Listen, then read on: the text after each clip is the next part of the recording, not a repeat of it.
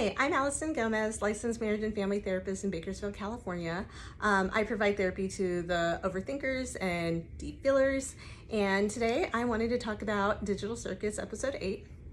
Not like all the episode, but mainly because I'm excited about episode 9 coming out. I'm working on a Jax plushie, which the pattern came from Rose Filius. I follow her on Instagram, and she has like an Etsy page where for like the pattern.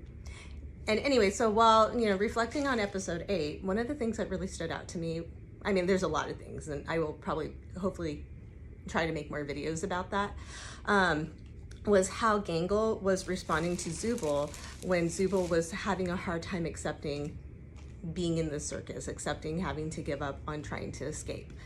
And what made it really touching to me is Gangle just did such a wonderful, I don't know, like provided like a wonderful example what it's like to just sit with someone and their sadness and their grief without trying to fix it. Because in our society, a lot of people just tries to make everyone feel better. Like, hey, I see you're sad, let me cheer you up. Kind of like Joy from Inside Out. When Bing Bong's wagon falls into like the pit, what does she do? She tries to cheer him up and, so he can help them get to the train because they want to go back to headquarters. So it wasn't even just like, what I was gonna say, mindless, pure, heartless. No, clearly I can't think of the word. Psych major, not English major. She had an agenda, and so, but by doing that, it didn't make him feel any better. But when Sadness sat right next to him, he was able to kind of share his experiences and cry, and then he felt better. I mean, it didn't make the situation better, but he still felt better.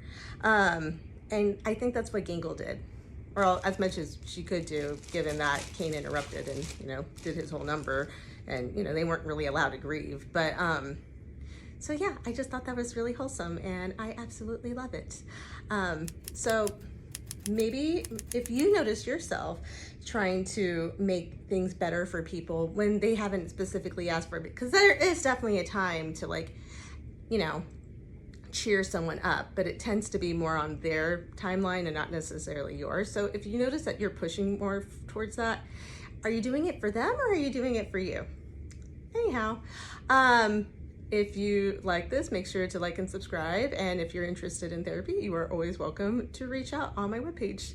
Have a lovely day from my decapitated Jack, which by the way fits so cute in my son's bear clothes. So anyways,